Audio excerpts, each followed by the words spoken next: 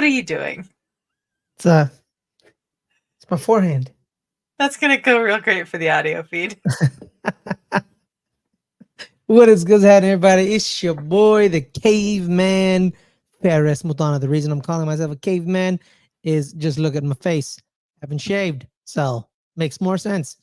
But I'm not alone. I'm never alone. I am with the person who has brought civilization. The one, What? the only. Yeah, because the caveman thing, get it? And you're more Okay. civilized. Okay. The one, the only, my right hand person, Adelia. Adelia, how are you? I'm good, Ferris. How are you? Tennis is back. Always a wonderful time of the year. The Happy Slam. It's a great way to start the year. Absolutely. The Happy Slam is definitely something to describe it as because that's the way they described it in the documentary ESPN made about them. We're going to go through. It's not made by ESPN. It's made by Tennis Australia. But yeah, it aired on ESPN. But it aired on ESPN. Yes, it aired on. Yeah, you're right. It was made by Tennis Australia. That's why the bad bits were only given like a total of. I will say, though, minutes. I think they did pretty well with what they did touch on. Yes. Yes, you're absolutely correct. But as we speak, though, Adelia, there are matches going on as we speak. Sasha Zverev is down 3-2 to Serbian Lucas Klein. Yuri Lehechka is up 3-2 against an American, A. Michelson. Alex Michelson. Google only shows me the first initial. Cam Nori is losing to an Italian named G. Zepperi. Now him I'm not as familiar with. Giulio Zepperi. He's up 4-2 in the first set. Zverev is down 3-2 in the first set. And Yuri Helichka is up 3-2 in the first set. But there's also women's action happening right now as we speak. An American, M. Kessler, is down. Carney Kessler is down to the another Czech international. I don't know what's the L stand for. There's L Noskova. Linda Noskova. And then on the flip side, a Dutch international, A Roos, is losing Arantxa Rus. What? Arantxa Rus. She's down 5-1 actually to probably Belarusian or Russian international A. Kleinskova. Anna Kalinskaya. Anna Kalinskaya. Shout to you. We're picking right back up with the names, and I love it. It's such a bit on this show now that Bears can't pronounce players' names. It's those Eastern European names, man. I don't try to be disrespectful. It's just I have trouble with those names. You do, yeah. I just generally do, but it's like no disrespect.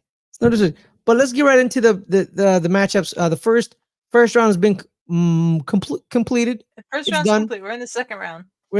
A couple of second round matches have been completed. A couple of people have moved on to the third. Yannick Sinner, Ben Shelton. But the second round is still going on. It'll be over by tomorrow, right, Adelia? Second round ends tonight. So. The second round ends tonight, and then the third round picks up tomorrow. Thank you. But overall, Adelia, what were your initial thoughts on the first early rounds of the Happy Slam, the Australian Open? There were a lot of 5-set first round matchups on the men's side. I think there was 20 of them, if I counted correctly. That's a lot for the first round. When you consider that there's only 64 matches in the first round and 20 of them went to 5 sets, that's a lot. But I thought overall the tennis has been at a pretty good level.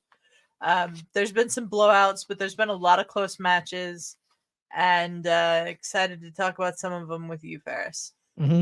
What are some of the names we picked out to talk about?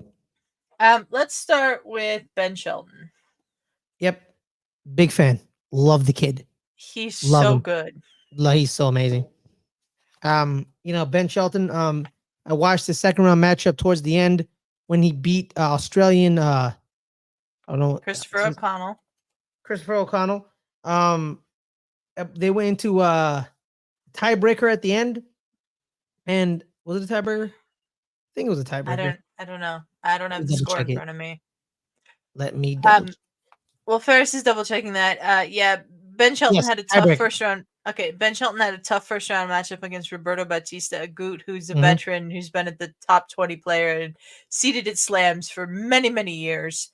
Handled him pretty easily, and then did well against Christopher O'Connell last night. Yeah, because I think honestly, I think Christopher O'Connell had the juice of the hometown behind him. Because after the first two sets, Ben Shelton beat him 6-4, 6-1. He was looking like a real like he's cruising. And then the third set, he beats Ben Shelton 6-3. Then the fourth set, they're like, oh my! So he probably has Chris O'Connell probably has some momentum and the juice behind him, and he takes Ben Shelton to a tiebreaker. And towards the end, Ben Shelton kind of served and volleyed him for the last point, where he served him, he pinned him, he returns the serve, and then he volleys it off to the left side. And Chris O'Connell really had much. Ben Shelton, he's just raw talent. He's raw talent. Real good. He's real he's good. Really good. His dad is his coach. All they need to do is refine the lighter play. I like to call it, not like the serve. Like the serve is the power, right? It's the power play, right? You slam in the serve, but then like there's the light play where it's like, touching net around net, some volleying here and here, a little drop shot. If Ben Shelton adds that to his repertoire, he's only 21. He's only 21, and he's already 16, ranked 16 in this tournament. He could be, I think he's in the top 20 in the world, I believe. I think he's ranked 16th in the world. I'll look at that. You keep talking. Okay, yeah. So he has the tools to be the top American, because honestly, I've been watching these American men of late. They're extremely disappointing. I'm sorry, like I'm very disappointed in them. Most of them are underwhelming. They give me spurts of greatness, but they never give me long stretches. Like we'll talk about one of them. His name is Francis Tiafoe, Taylor Fritz. They have brain farts. They just have brain farts. I remember watching last year. It was Sasha Zverev versus Francis Tiafoe. Tiafoe looked like he about to win it, and he has a point where all he does is he needs to hit it gently over the net and let it smack dab right in the middle of the clay. But he overhits it and it sails over the court, and Sasha Zverev got the point. See, little mental, like I was watching Breakpoint, and there's an episode kind of dedicated to Francis Tiafoe and how he became a little bit more of a celebrity and became a little bit more famous. He needs to lock back in. Yeah. He needs to go back to the days where no one knew who Francis Tiafoe was, because he's done in this tournament. I don't want to jump to Francis Tiafoe from Ben Shelton, but he's done in this tournament. And I think Ben Shelton needs to look at them, Fritz, him, Tommy Paul, who he has beaten, and say that y'all are good, you guys are fine, but y'all have brain farts, mental mistakes, because Tiafoe has all the physical tools to hang. But like Adelia talks about all the time, tennis is 90% mental, because most sports are 90% mental, when tennis being, I believe, 99% mental, to be honest. Because there's a lot of tennis players over the years who have all the physical tools. It's just that the main tool, brain, isn't there.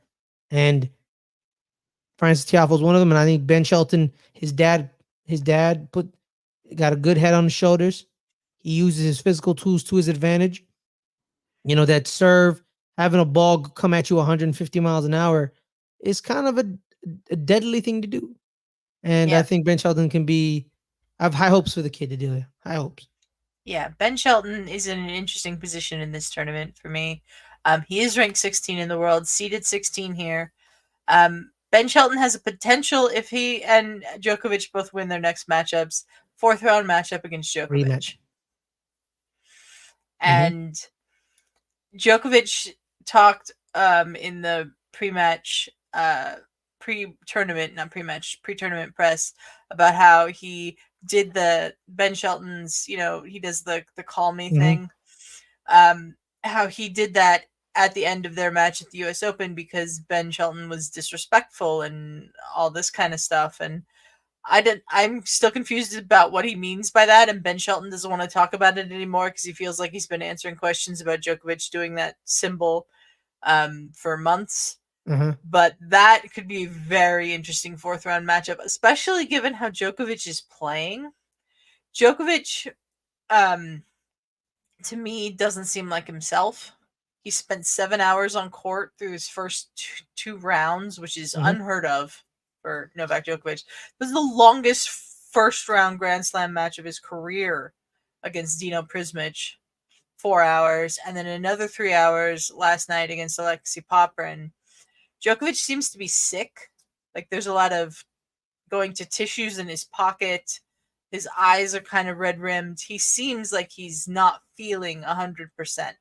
And maybe that's playing into why he's just getting drawn into these long matches against these, compared to him, kids, Dino Prismic especially, who's 18 years old.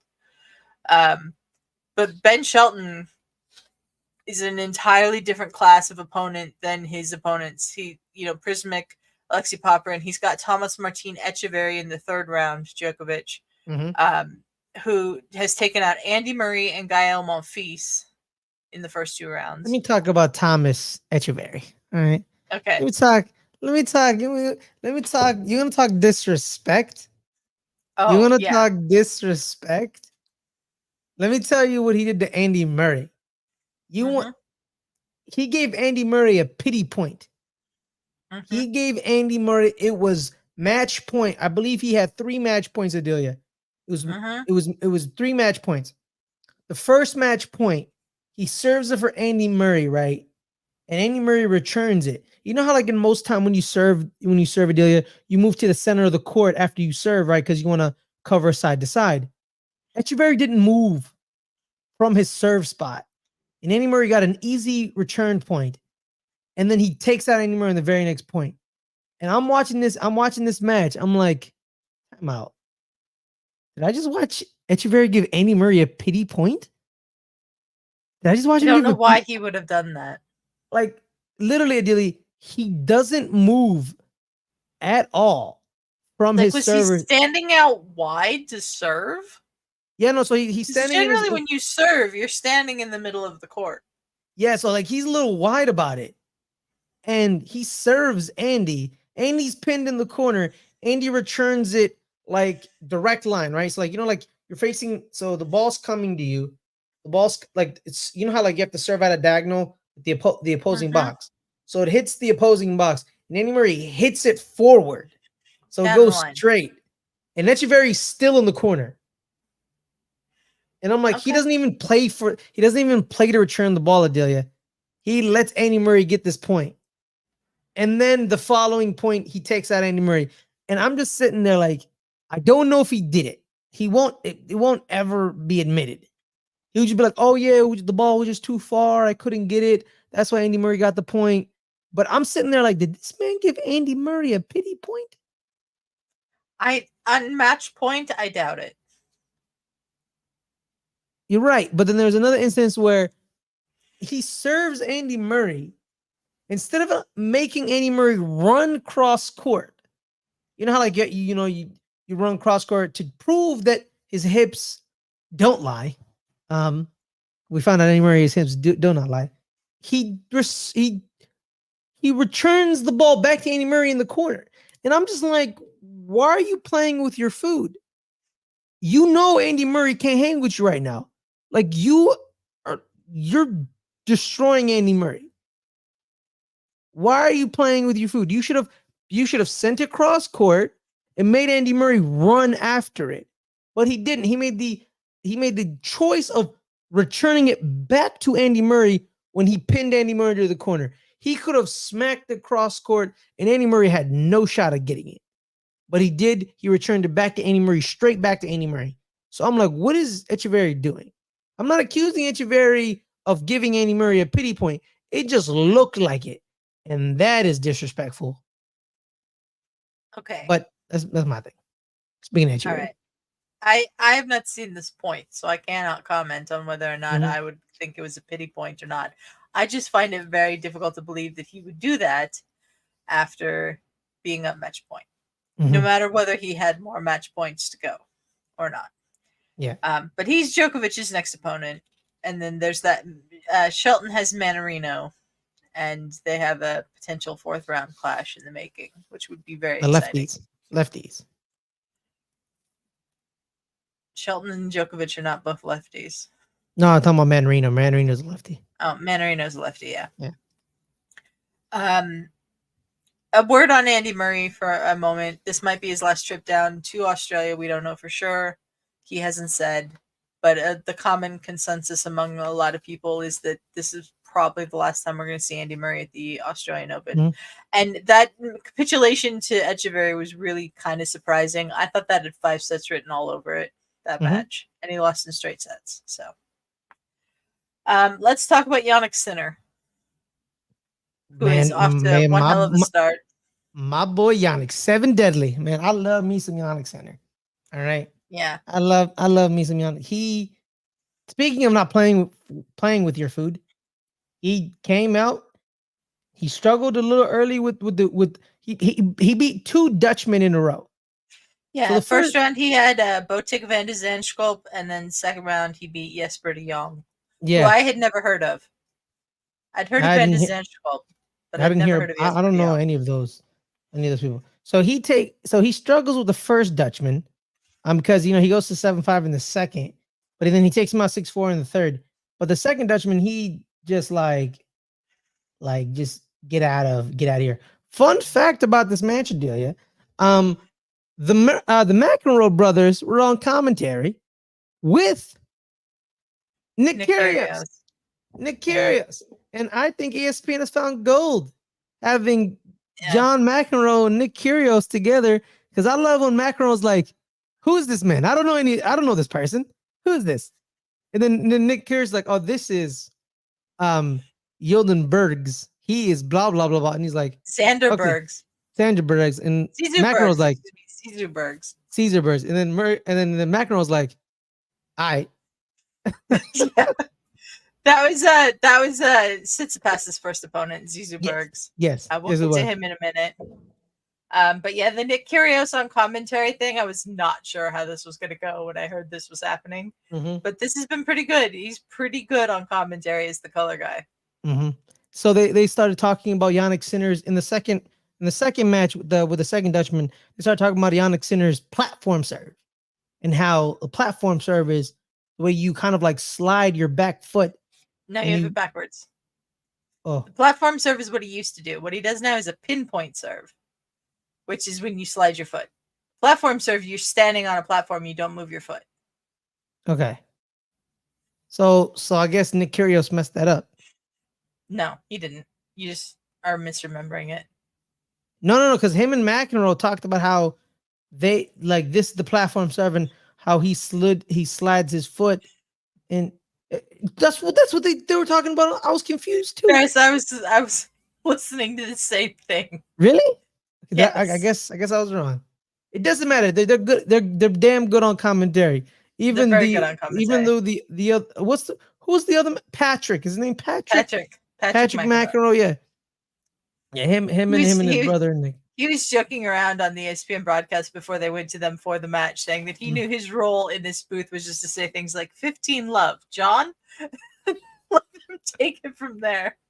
Yeah, pretty much. That's what he did. Is like John and Nick just kind of carried the booth and Patrick knows he's the straight shooter. And they didn't have Chris Fowler. Chris Fowler, I don't believe, is in Australia. Yeah, he is. Oh, he is? They sent him to Australia? Yep. Let's go. Not that weird Chris Fowler did one of the matches on day one with Kyrgios. I don't remember which match it was, but it was he did a match with Kyrgios, just Fowler and Kyrgios on day one. Yeah. And then day two was McEnroe and Kyrgios on the Tsitsipas Bergs match. And then last night we had them. Yeah. Brothers McEnroe with Kyrgios, which I don't generally like a 3-man booth in tennis. I think it's too many voices, but they balanced each other very well last night. Because Patrick knew his role of just saying 40-15. Don't say too much. Yeah, don't say too much. But yeah, really enjoyed the conversation in the booth with when Kyrgios is in there. I think Jannik Sinner is probably going to win this tournament. I don't know about that. He's got a potential semifinal against Djokovic still. Yeah, but I think Ben Shelton takes out Djokovic. I kind of agree that Ben Shelton might take out Djokovic. If he's saying he's sick, it's going to be lingering. He appears to be sick. I mean, like, the tissues is a big clue to that, but he could be playing us. Could be playing us. I don't think he's playing us. He generally doesn't do that. Okay. There's no reason for him to be pretending to be sick. You know what I mean? That's a good point. Sinner has a potential fourth round matchup against Karen Hashinoff, who has a match against Tomas Machak. I don't know how you necessarily pronounce his last name. Yeah, that's the guy who beat Francis Tiafoe. The guy who beat Francis Tiafoe. So Tiafoe being out of there sort of removes an obstacle for Sinner. Sinner's next match is against Sebastian Baez, who he should beat pretty easily on a hard court. Mm-hmm. And then Andrei Rublev is in this quarter of the draw as well. He would be my guess for a potential quarterfinal opponent, although in that same section, a potential quarterfinal opponent for Sinner could be Alex de Minaur, the Aussie, who's up to 10 in the world in the rankings. Mm-hmm. So he's playing very well. He has Flavio Caboli in the third round. So we're looking, and then Rublev's got Sebastian Korda, who, let's talk about Rublev for a minute. Rublev comes out against Thiago Seyboth-Wild, one of the first matches on believe on the Sunday, because the tournament started on Sunday. Yeah. And so Saturday for us. Yes, Saturday night for us. And then just takes forever to beat him. I think it went 5 sets. Yeah, it went 5 sets. Should not have gone 5 sets. Yeah. Well, yeah, and the 5th set was a tiebreak. Should not have happened. Should not have happened at all. Andre, what are you doing? This is after Andre, I sent you that picture, the screenshot of Andre as he's walking into the locker room prior to that match. The hair flowing, rose-colored sunglasses. Literal rose-colored sunglasses. Rose-colored sunglasses. Literal. It's very funny. And then Rublev comes back in second round and beats Chris Eubanks in straight sets. Yeah. So it's the second straight American in the third round in Korda. Korda also took his sweet time defeating Vit Kapriva, who I've never heard of, a qualifier from the Czech Republic. So many Czech Republic players. They are chugging out players. They are just chugging out. And I respect them. Shout out to them. Do too. Yeah. So sad to see Chris Eubanks out already. I really thought Chris had a chance to upset Rublev after the way Rublev played that first round, but it was not to be. But that's that quarter of the draw, really. So we've sort of let's talk about Tsitsipas real quick, because he's a potential quarterfinal opponent for Shelton or Mannering or Djokovic. Yeah, but he has to get through Taylor Fritz, because Taylor Fritz is a fourth, is going to be, if Fritz wins his matchup. Speaking of the Americans, if he wins his third round matchup, he faces Tsitsipas in the fourth round, and Taylor Fritz, already seeing Francis Tiafoe bounced, and he wants to keep that number 1 American ranking in the men's side, because on the women's side it's still Jessica Pegula, but unfortunately Coco Gauff is like right underneath her at 6, so they're fighting for the number 1. I think Coco's ahead of her, actually. Was Coco 3? No, I don't think she's 3, but I think no, because it's Swiatek, Sabalenka, Rybakina.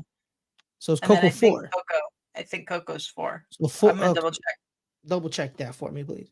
But yeah, so like Fritz is trying to keep that designation because Coco's 4, Jess is 5. Okay, so Coco's now the number 1 woman on American on that side. Got you. Perfect. But yeah, so Fritz is trying to keep it because still Tiafoe's done, right? And we talk about points and ranking points and all that jazz. Ben Shelton's only 4 spots behind him. Ben Shelton also defending quarterfinal points. Yeah, exactly. So Ben Shelton's 4th is at 16 in the world behind him. So let's say he gets bounced in the 3rd or the 4th round and Shelton still continues to play, that gap gets shrunk more. He goes from 16 to 14, 13 maybe, and he's right behind you.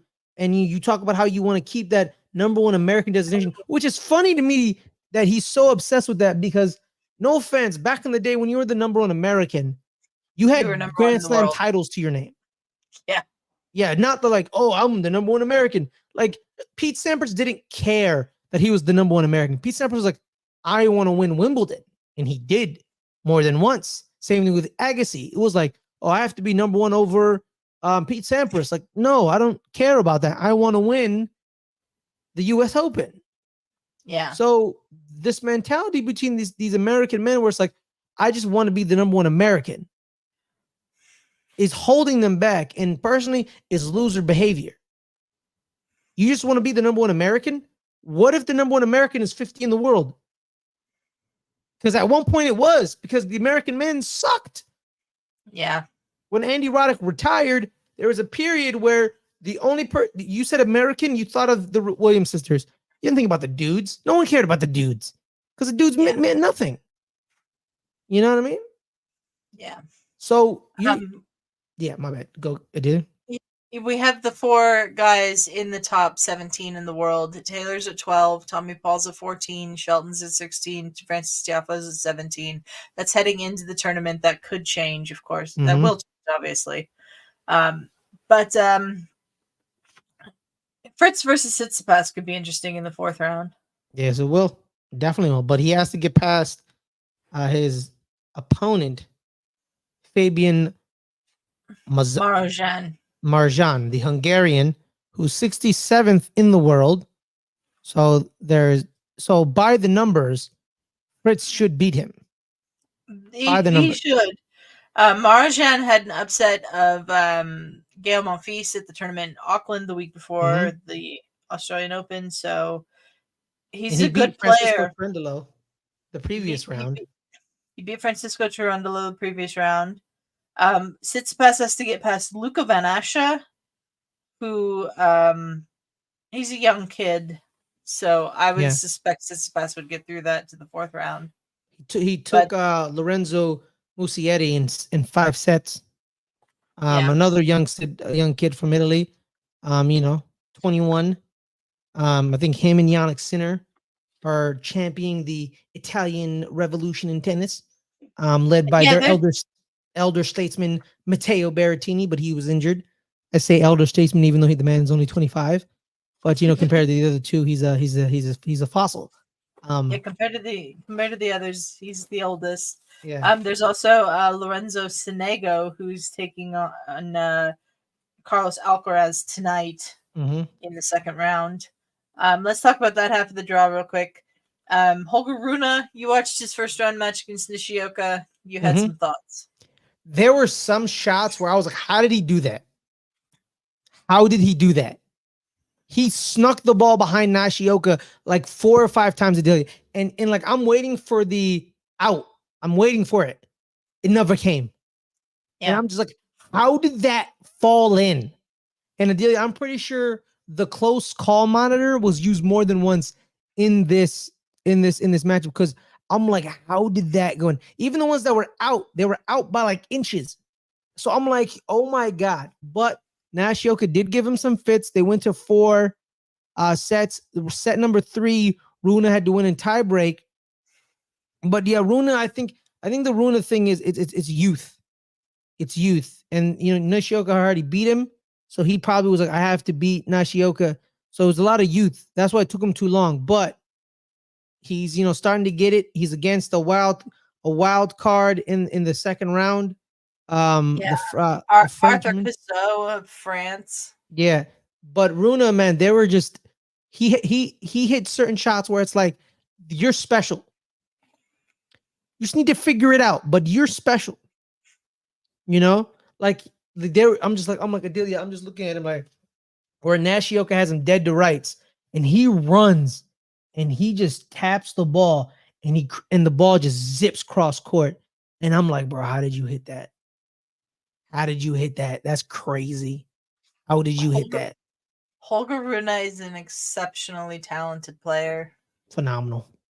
I really want to see him play mixed doubles at the Olympics this year with Caroline Wozniacki. She's hoping she can get, to Olympic qualification. That would be fun to have a good. What? Denmark. What? Denmark. Yeah, okay, my bad. I was getting my flags mixed up. I apologize. Okay. Like, wait, she's not Danish. I was like, no, she is Danish. She is Danish. Yes. We'll talk about Caroline in a little bit. He's in a good section of the draw. The only other player, I think he's on a course for a potential 4th round matchup against Hubie Hurkacz, and anything can happen with Hubie Hurkacz. She could lose before the 4th round, and I would not be surprised, given the way that he capitulated in the United Cup in the lead up to this tournament. I would not be surprised at all. He's also got the some good potential quarterfinal against Medvedev, who's got a pretty good section of the draw, but Medvedev's going to have to contend with Grigor Dimitrov, who has a matchup in the second round against Thanasi Kokkinakis, of course, the former doubles champion with Nick Kyrgios at this tournament. The cock. Sorry. As Kyrgios called him on ESPN last night, which was very amusing. It was very amusing. Yeah. Kokkinakis won a 5th round, 5-set first round match against Sebastian Offner, which was a really good win because Offner's like 30 something in the world, or 37 in the world, and Thanasi is in the hundreds. So that was a good win for him. Three sets went to tiebreakers. 3 sets went to tiebreakers. Yeah, it was a good win for him. We've got Felix in this section as well. He's going to take on. Don't even get me started on that, man. Oh my god. The first round match against Dominic Thiem, I heard, was quite something. He does this to me all the time. He wants to kill me, Adelia. He wants to kill me. Himself. That's what I'm saying, bro. Like, you gotta take these dudes out faster, man. You know, it was a 5-set against Dominic Thiem. Dominic Thiem is not no slouch. Let's not act like Dominic Thiem is. He's not a slouch. So, yeah, he's a Grand Slam champion. But he hasn't been the same since the wrist injury. I think me and you've talked about this off air and in our Discord. You know, if you want to join the Discord, go to patreon.com/LGR_network. So we be talking about it, and we've pinpointed like certain injuries are like, they're hard to come back from in tennis. You know, like your wrist, your knee, and I believe your ankle. You have one of those 3 injuries, and it's not. Depends on how bad the ankle injury is. Yeah, it depends on the bad ankle. Yeah. Oh, and I think shoulder. Shoulder's a big one, especially if it's your cervic shoulder. Yeah. So shoulder, wrist, knee. And, then ankle, depending. Those 3 injuries, they change a player. They change a player due to severity of said injury. You know what I mean? Like, personally, watching Rafa Nadal win a Grand Slam 2 years ago here in Australia, even though Novak wasn't there, but still watching Rafa win is insane to me because that man has no knees. Yeah. He has no knees. So that's what's amazing about it. Like, even like people like, oh, but like Novak wasn't there. He shouldn't have won it anyway. Even if Novak wasn't there. He was down 2-0 in that final. That's what I'm saying. To lose. Yeah, and on a knee that was like surgically repaired 2 years prior. Yeah. So that's insanity. So like, same thing with Dominic Thiem, the wrist injury changed him. He has to learn different. Same thing about Seb Korda, his wrist injury. After he won his first round match, but Adelia, I think you told me, he said in his interview where he's like, he had to relearn tennis. He can't play the same way. He had to change how he played. Yeah. Yeah. Because of the wrist injury. Exactly. But Felix has a second round matchup against qualifier Hugo Grenier. So he's looking at a 3rd round matchup against Medvedev if Medvedev can get past the Finnish player Emil Ruusuvuori. I would expect that matchup to happen, and I would expect Medvedev to win that match. Felix has really fallen off his game last year. He was 6th in the world at the last Australian Open. Now he's seeded 27th. Like, he needs to have a much better season. I just don't see it really getting started here. He just didn't get a very favorable draw. But so that's that section of the draw. Then we've got the Zverev-Klein match we already talked about happening right now. He's in the same section, potential quarterfinal opponent for Carlos Alcaraz. Cam Norrie. Cam Norrie's in there. Is Casper currently Ruud losing. Is he? He just lost the first set 6-3, and he's losing the second set 3-2. All right. Down 30-15. Casper Ruud is in this section. Tommy Paul is in this section. I still expect Carlos Alcaraz to come out of this section and make it to the semifinals. I don't really have much else to say about that. I watched Alcaraz's first match against Richard Gasquet, who's probably also making his final trip down to the Australian Open. Richard Gasquet was completely drenched in sweat within 2 games of this match starting, and it was like, I'm not sure I've never seen a tennis player sweat as much as Richard Gasquet does, and I'm a fan of Rafael Nadal, who also sweats a lot. Gasquet, phenomenal career if this is the final year of his career, like many are expecting it to be. He never won a slam, but he was a 4-time Grand Slam semifinalist, I believe. Just great player. He pushed Carlos really hard in the first set, but Carlos won that first set, and then it was kind of pretty easy routine 2 sets after that. 6-1, 6-2. Yeah. But Carlos looking good, and looking forward to seeing him play Sonego in this matchup tonight, which I think should be pretty good. All right, Adelia. Talk enough about the men. All right. We have. Let's talk about the ladies. Let's talk about the ladies. All right. Arina Sabalenka has had 2 of her matchups. She's firmly in the 3rd round, destroying 2 teenagers on the way. Yeah. Which what you're supposed to do, just took them out. They had no shot. She lost the 1 game to Ella Sedell in the first round, and then 2 or 3 games to Brenda Fruhvirtova in the second round. Like, she's just destroying her opponents.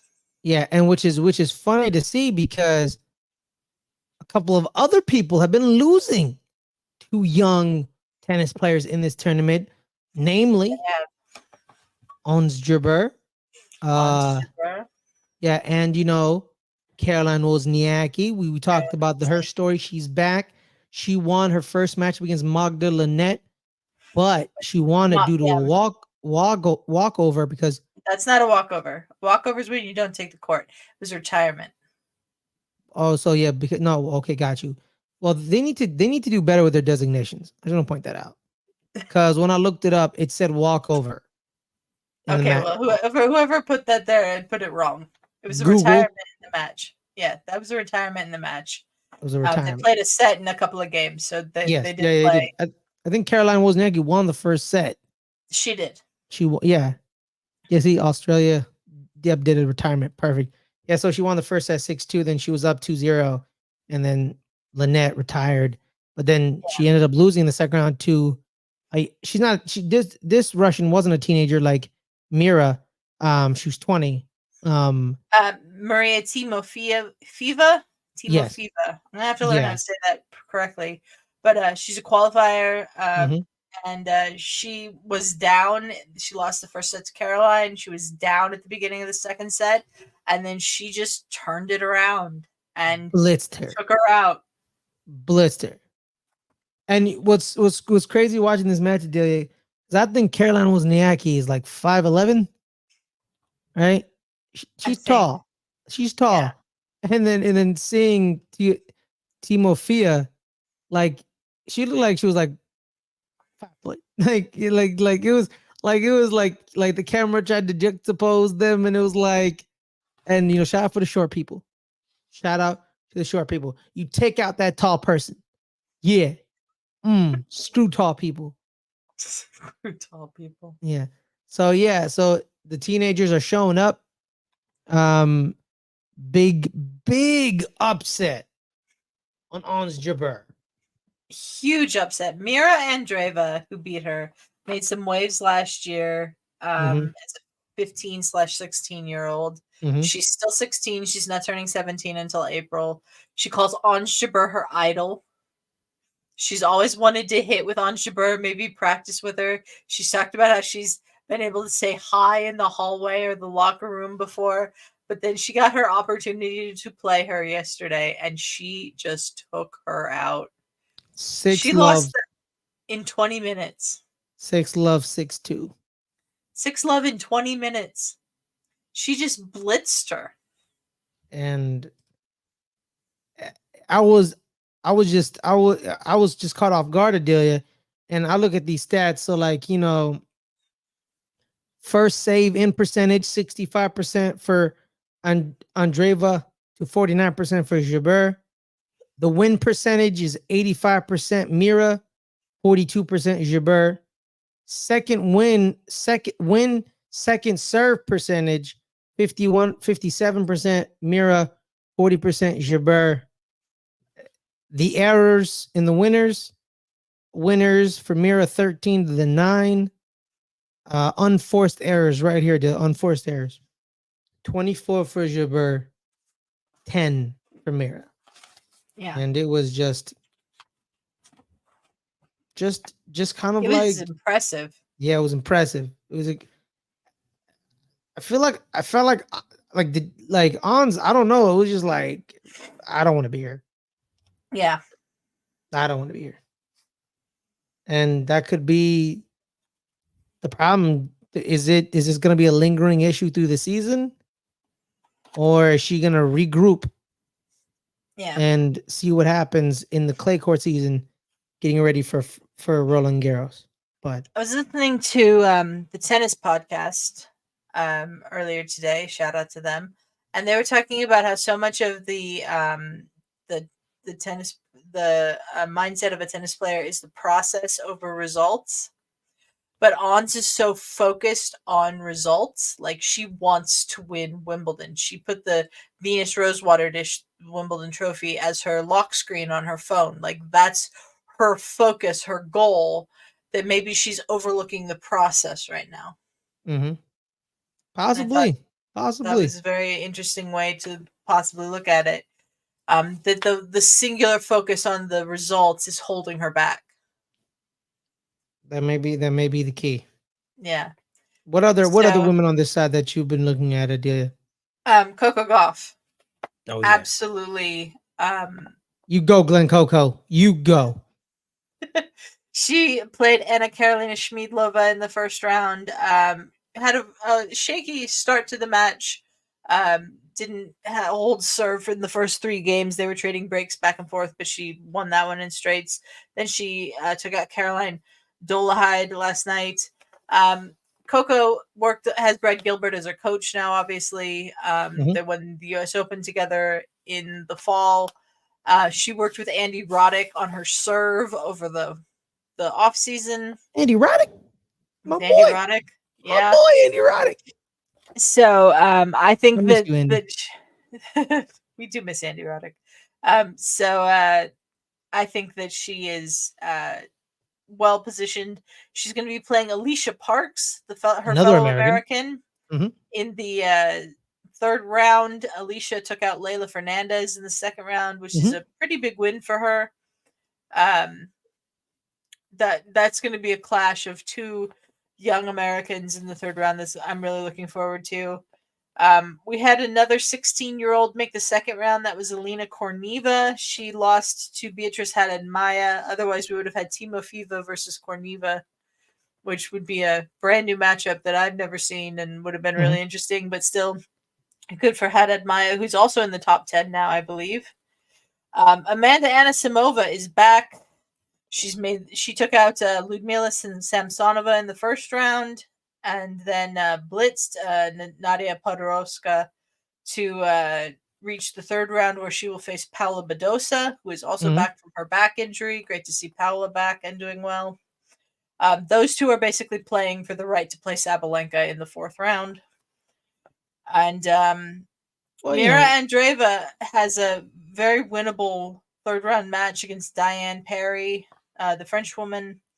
Most likely for the right to play Kuchikova in the fourth round. Kuchikova's got the Aussie hopes, Storm Hunter, in the third round, but I think that's probably going to be a win from Kuchikova. And then also in this side of the draw last night, Maria Sakkari lost in the second round to Elena Avanesian.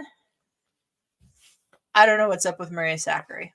She just cannot put it together at a slam. Like she just can't. Yeah.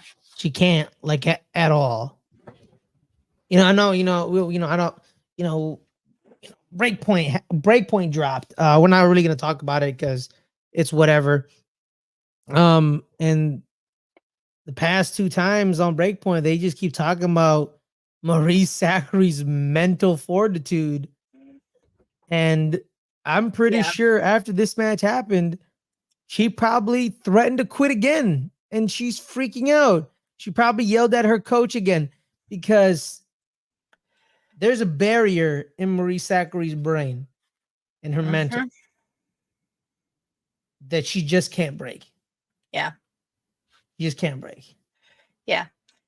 This side of the draw also featured the return of Naomi Osaka. She lost in the first round to Caroline Garcia, who looked every bit in form the way that she was 12 years ago when Andy Murray tweeted out she was going to be number one in the world. That's, of course, never happened.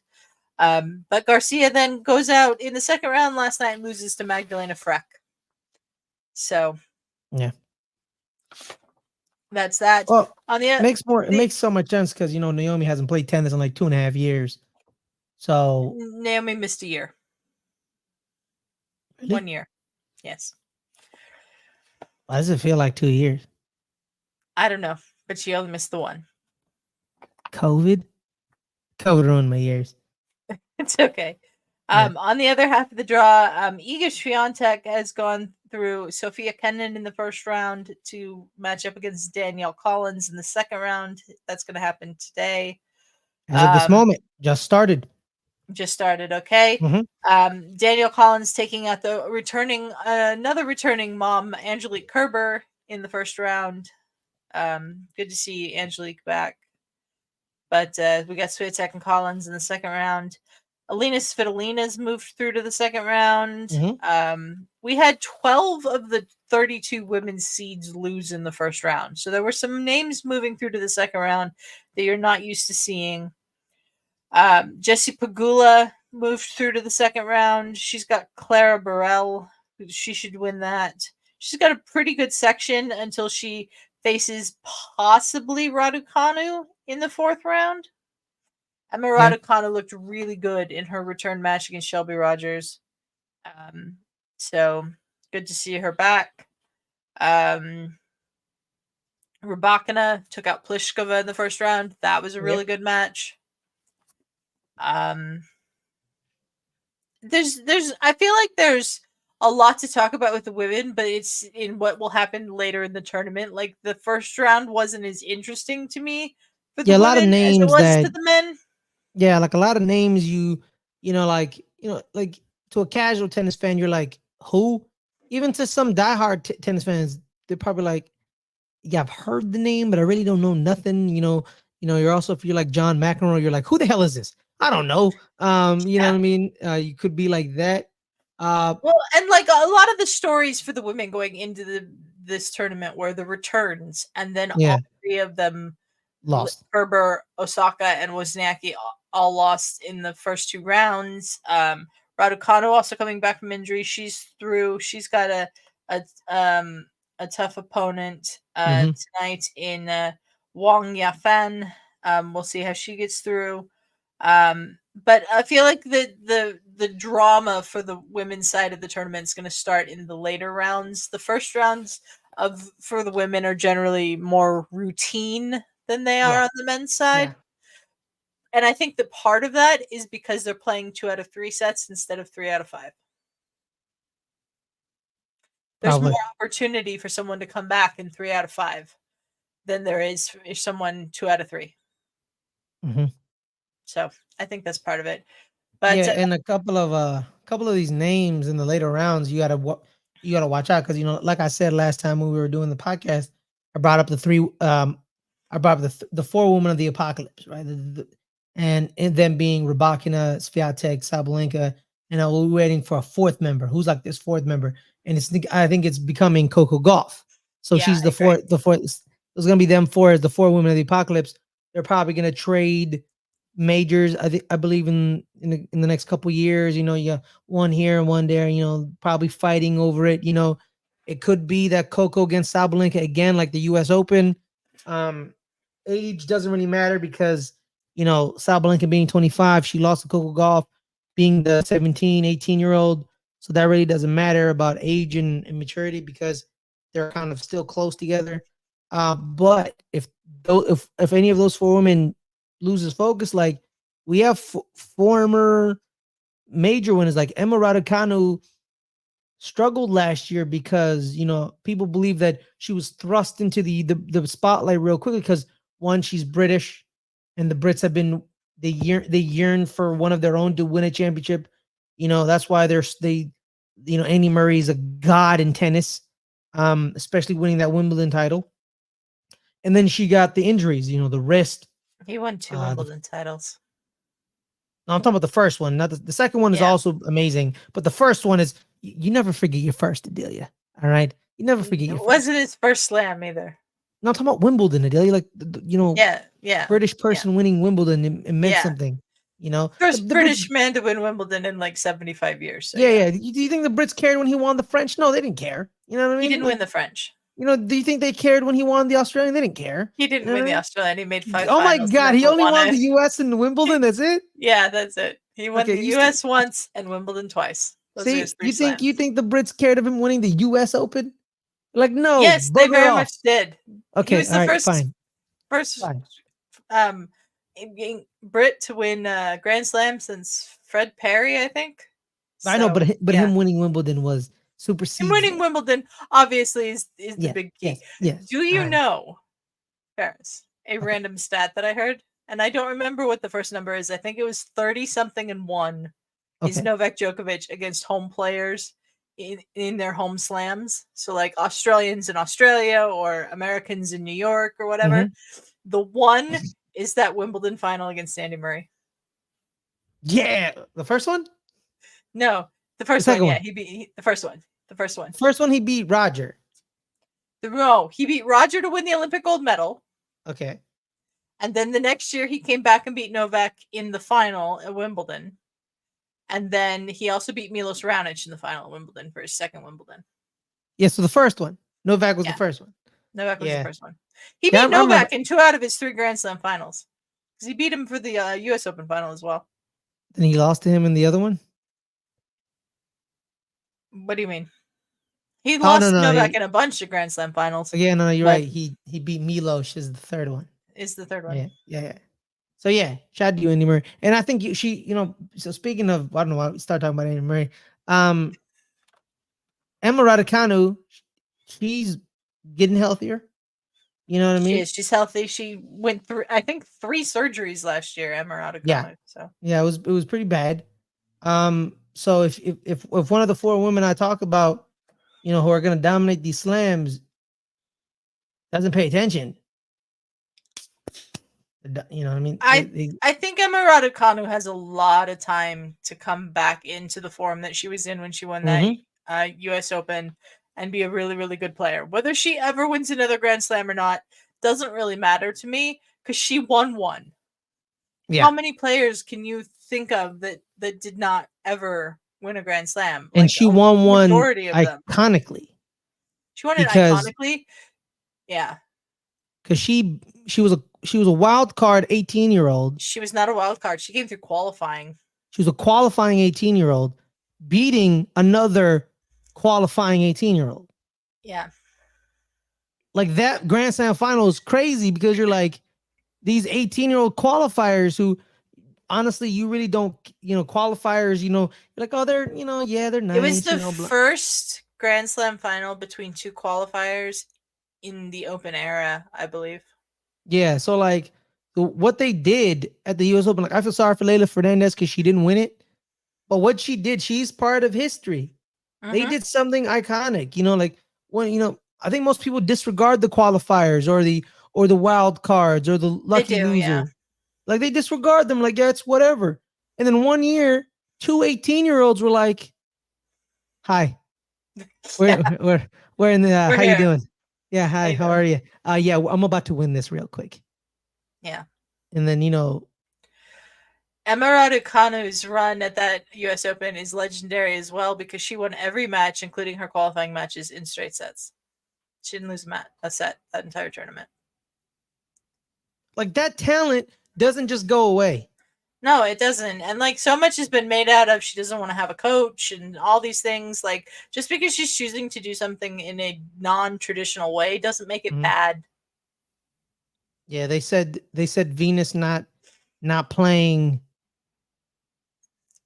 juniors was bad, and then guess what happened? Yeah. Same for Serena. Same thing.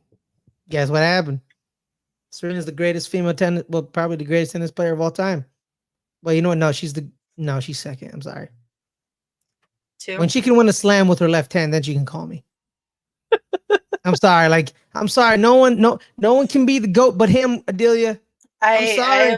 I am in complete agreement with you, Fares. I'm sorry. I love Serena.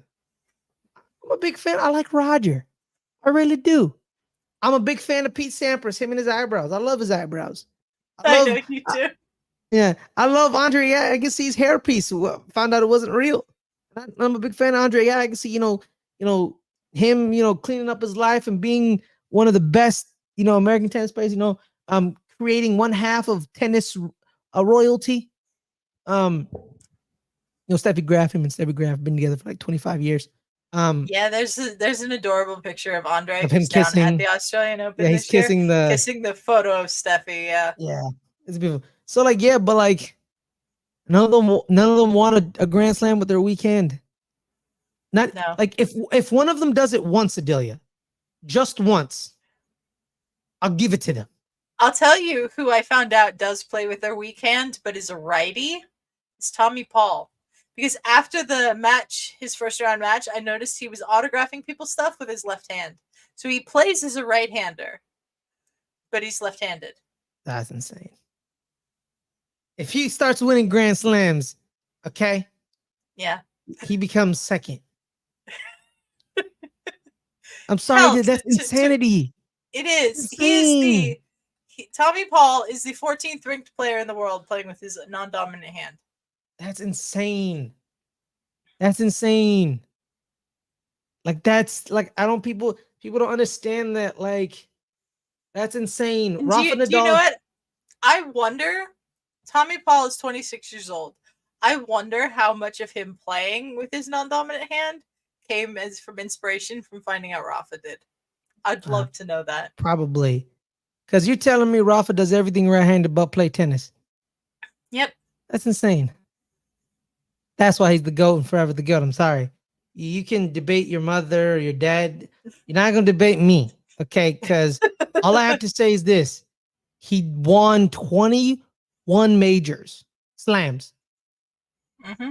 Grand Slams. He won 21 Grand Slams with his weak hand. Roger Federer could have won 25, 30. Novak can win 30 if he wants to. It's not more impressive than winning 21 with your weak hand. There it is. Adelia, we've gone an hour just talking tennis, having fun. Yeah. We're not experts. Well, I'm not an expert. I'm not gonna say I'm not an expert. I'm not an expert either. We're just having fun learning tennis, man. This is a tennis learning podcast. We learn tennis, we watch tennis, we have fun. Do I know everything that's going on in a tennis match? Nah. I'm starting to know a lot more. I know what a backhand is now. I know what a forehand is. Okay, that's a joke. I already knew what that was. That's a joke. I know what love means. It doesn't mean that they love you. It just means zero. But But yeah, it's great talking to everybody. Hope you guys enjoy it. We're gonna have a little bit more videos on the Australian Open. Because at the end of the day, man, it's the happy slam, baby. We're all happy. It's not that hot down under because usually it's blistering. Yesterday there was only 3 matches going on because of rain, so it's getting a little more cold. They need it. Australia needs the cold. Well, until the rain blew off, and then there were matches going on all over the place. But yeah, at one point in time, there was just 3 courts going. Yeah, there was only 3. I think it was Margaret, Rod, and John Cain Arena. Found out John Cain is actually still alive. Is he? Found out who John Cain was in that documentary. John Cain was the former premier of Victoria. Yeah, John. The documentary we've referenced a few times is called Australian Open Beyond the Court. It's on ESPN Plus if you want to watch it. I suggest it. I recommend it. It's pretty good. Pretty good. John Cain, the man who basically fixed the Australian Open, because before he moved it from Yuen Kun Park, Kooyong Park, it was no one cared about it. It was too close to Christmas. Too close to Christmas. Go down to Australia to go. No one. Yeah, now it's all of this. Court was horrible. John McEnroe was slipping around left and right. It was playing on grass. It was on grass. He got penalized for being angry. For the first time ever, I agreed with John McEnroe being angry. He had every right to be angry, and John Cain convinced the local government of Victoria, which Melbourne's in, to invest in tennis. And John Cain ended up getting a stadium named after him. Good for you, John Cain. Please, God, I better not find out you're a racist, because that would really hurt my soul. That would really hurt my soul. Because you know what? We already have a racist as a name on a stadium in a homophobe. Please don't be one. Please, God. John, don't. I'm begging you. Thank you. That's my TED Talk. They should just change it to what's her name? Yvonne Goolagong. Yvonne Goolagong Cawley. Yeah, her. Just change the name to her. Just change it. Should. They won't, but they should. So like they in the documentary, before we leave it, there was video documentation of her playing tennis, which one realized that it was in the 70s. It wasn't that far. So thank God there was video evidence. And she was like, as the only real Australian on tour. And I'm like, oh, because there was other Australians. I love Yvonne Goolagong. Yeah, she was just like, she did not hesitate. She was like, yeah, all these fake Australians on tour, but me. I'm like, yeah, dang right. She's an Aboriginal woman, and she has every right to feel that she was the only real Australian. Exactly. Love it. Shout out to you, Yvonne Goolagong Cawley. Update. Asia Ruse, was the name? Arantxa Ruse just lost in the second round. Okay. On that note, everyone, where can people find you, Adelia? I first can't say her name, so I'm going to find out who Arantxa Ruse lost to. 1 second. Kalinskaya. Anna Kalinskaya. Anna Kalinskaya. You can find me on Twitter at Adelia Chambo. You can find me on Starting 11 on this channel every Tuesday, 3 p.m. Pacific, talking the English Premier League with our buddy Snark. You can find me with Snark and Starting 11. God, that scared me. You can find me, Fares, and Snark talking Buffy the Vampire Slayer on our 144 episode Buffy the Vampire Slayer rewatch series, The Rewatchers Council. That's on the LGRN Entertainment channel every Thursday at 3 p.m. Pacific. No episode this week, but we're going to be back next week. And Fares and I back on the rally soon talking tennis. And you can see us again this week on the Open Table Friday, 8 p.m. Pacific on the Entertainment channel. We're talking more tennis. Yep. And cooking. And illnesses. And illnesses, because we both started the year very sick. Yes. And I think I'm gonna point out something a little weird that's been happening to me the past 3 straight years. Okay. Talk about it. Yeah. Leave you that right. teaser. Fares, where can people find you? Guys, find me here every Friday, 3 o'clock Pacific. Good Friends, Better Rivals, live or pre-taped. Me and Caleb talk the American football. The American football. Caleb, very sad. I'm very happy because he's very sad. And we're going to talk about that a little bit more, as well as, 8 o'clock Pacific Fridays, the open table, and the rewatch is canceled. Adelia have already touched on upon that. Follow me at Fares on Twitter. You want to follow me, follow me. You don't want to follow me, I don't really care. Do your thing. You know what I mean? I retweet a lot. I don't tweet much, but I should do it more. But, Elon Musk has really... He's ruined that app. Yeah, he's ruined it. So it is what it is. But on that note, everyone, thank you guys so much for joining us. Have a wonderful day. And remember, love may mean 0 in tennis, but in real life, it means I care about you. Just remember that. Have a wonderful night, everyone.